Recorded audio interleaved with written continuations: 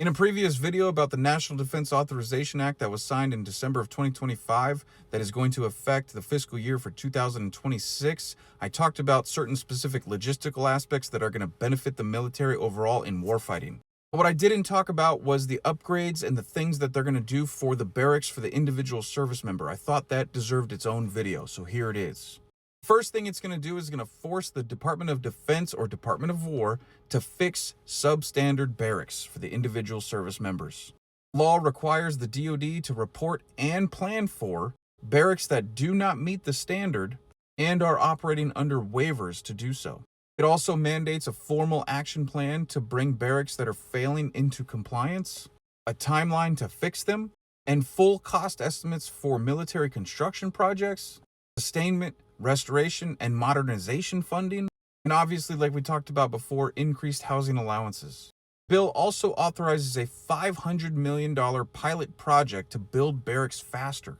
This pilot program is allowing Congress to experiment with a new program that bypasses the normal slow military construction system.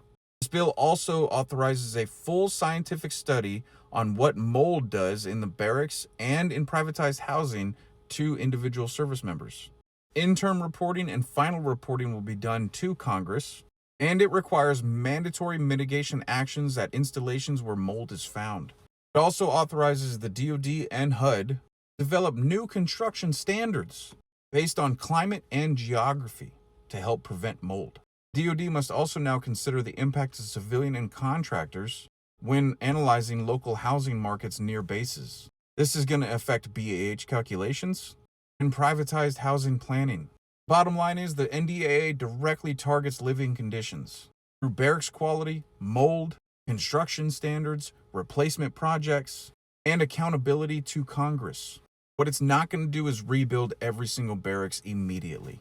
It doesn't guarantee funding yet. Remember, the $500 million was for a pilot program to test something. But it does force planning and reporting.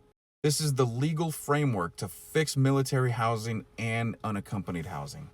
It's not the final fix itself, it's just going to take some time.